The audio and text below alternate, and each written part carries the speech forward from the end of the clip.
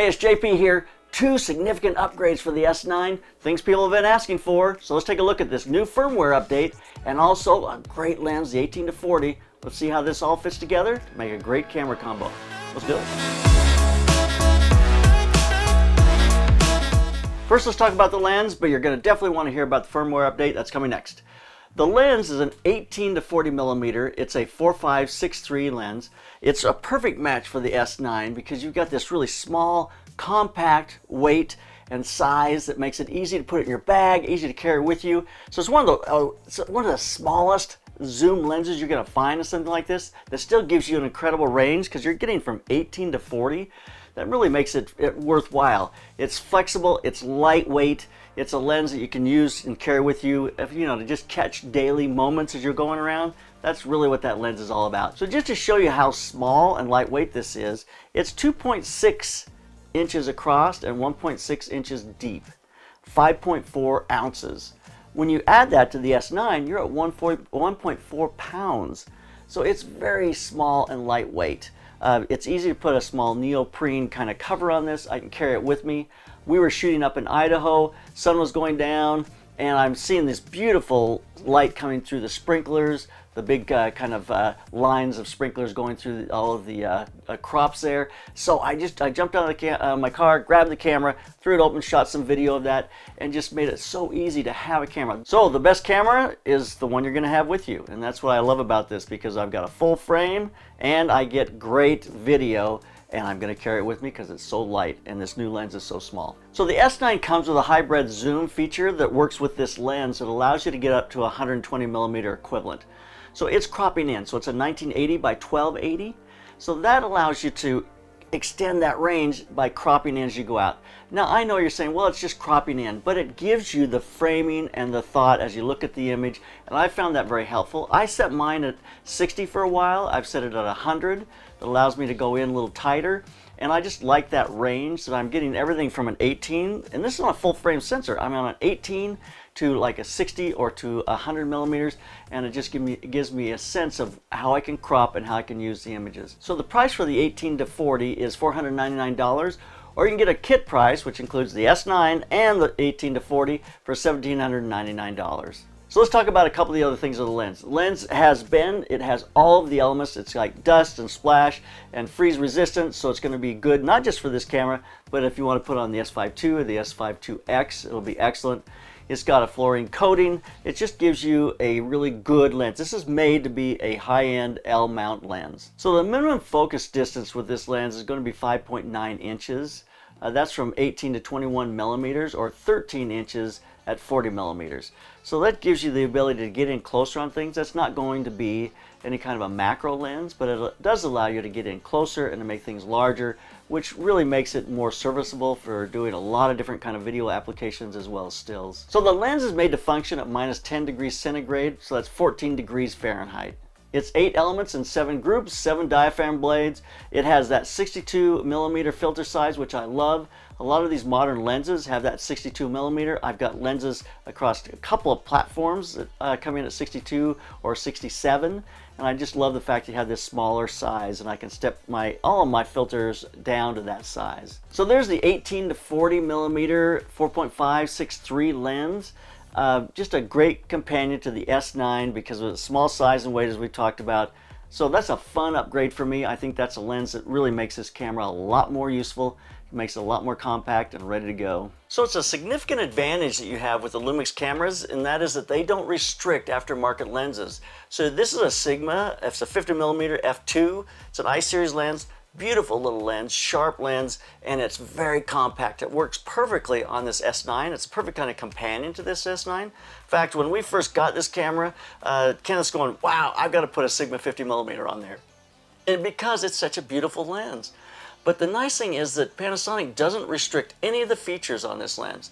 They're not going to reduce the frames per second. They're not going to reduce the way it communicates with the autofocus. They're not going to do anything that will restrict this lens in any way. It's going to work as well as any of their L-series lenses does on this body. I think that's a great advantage. A lot of camera manufacturers do not do that. Aftermarket lenses get in some ways restricted and they don't have the same features. So there's a point to think about. Aftermarket lenses work great with S9.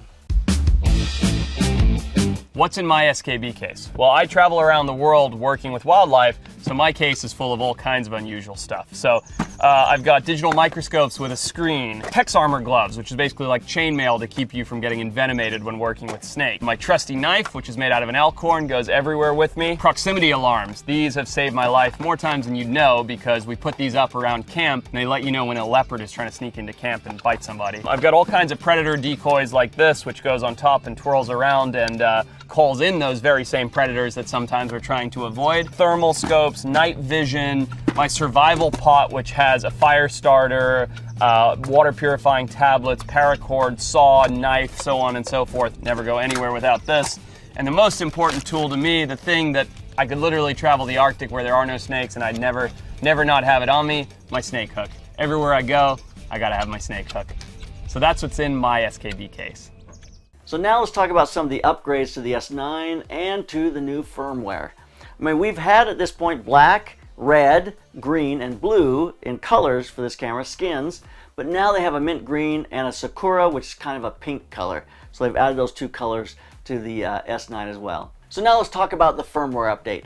One of the first things, it's an open gate recording. That's the way it has been since the camera was released. But now it's always had markers you can put in on the camera to show a vertical if you're going to use a vertical for social media, 16:9 if you want longer, to give you a square, whatever you want to do. But it's not allowed you to do two things with those markers. And this new firmware update allows you to, one, add 3. So at the same time, you can see 3 different markers in the viewfinder, which is nice because a lot of times I'm shooting for social media and I'm shooting for 16:9. I want to see both of those. Also, you can touch and move them around on the frame. They don't have to just be in the middle for the vertical and in the middle for horizontal. You can choose to move them around, and with your finger you can make them larger or smaller on the frame, on the back of the screen. So now you have the ability to set those markers to do exactly what you want them to do. And that makes it so you can shoot that open gate and make it really apply to what it is you're working on. Another great update that is really important and I think super exciting, that is there's no more recording limits. Or I should say, there's a menu item where you can go in and you can turn off the record limits. And you can still keep it and have a record limit, or you can go in and just turn that off. That means that the camera is just going to continue to record until it would overheat. My experience with these kinds of cameras is that very rarely would you use a camera like this in a long interview or a long format where you're going to be 45 minutes or an hour or something. That just doesn't make any sense. But 15 minutes was pretty short when it came to a limited time you can record. This allows you to open that up, and depending on the situation you're in, whether it's hot or cold, you're going to get much more time to be able to record. And I think that's a really good thing. It allows you to have a little more options when you're recording. So the new firmware update has added a couple of things. You've got airplanes and terrain now, so they've added that to the enhanced subject detection.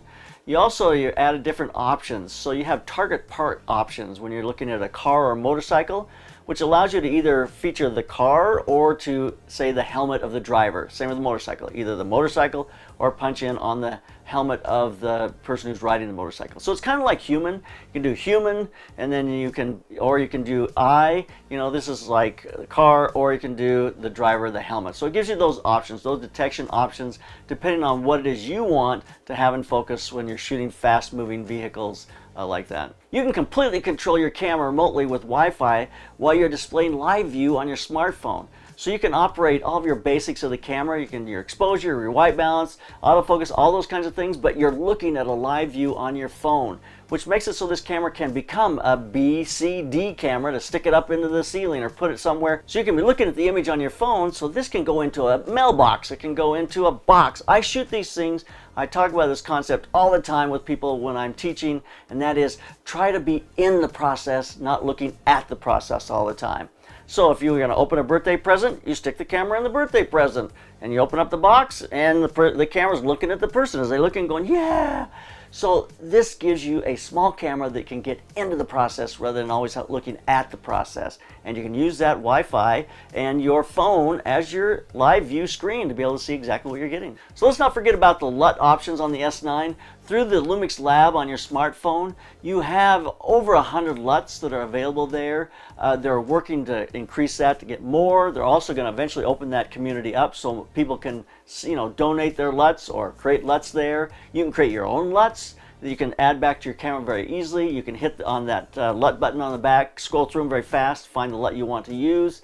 I mean, I shoot a lot in real time with a real-time LUT, which means I'm shooting a log and putting a LUT on it so that it just helps us in editing. We can go right to editing, but I have the ability to change the LUT depending on the lighting and the situation that we're in. So that is a great option that will continue to upgrade as people add to those LUTs, as you add your LUTs to them. It's just going to make this camera more and more useful and more interesting options as you shoot it. So there's a look at the new firmware update, which I think is a great step forward for this camera. Gives us some options that I think are really important with our autofocus. Gives us options that make it easier to use the LUTs, more LUT options. Also gives us some markers we can use. Just some great things going on. And when you pair it with that 18 to 40 millimeter lens, this is becoming more and more a walk around go-to kind of camera for me. I'm loving some of the features that allow this to become a B or C camera. You can look at the live view on your phone. I love that. I think that's going to be really useful. The lens and the camera together are really one huge step forward for this whole platform. And you might say that a lot of these features have been upgraded as well in the firmware update to the S5 II and the S5 IIX. So they're going to get a lot of these features as well. The ability to use Lumix Lab to be able to get images straight from your camera quickly onto your phone, to be able to push them out on social media. All those options are coming as well in that firmware update for the S5 II and the S5 IIX, which is going to give that larger platform, that larger camera, a little more of that social media applications. But this camera is really made to be carried with you and be used as a social media content creator type camera with quick from camera to phone options, and that makes it really worthwhile for me. So there's my thoughts on the new upgrades for the S9 and the 18 to 40 millimeter lens. So keep those cameras rolling, keep on clicking.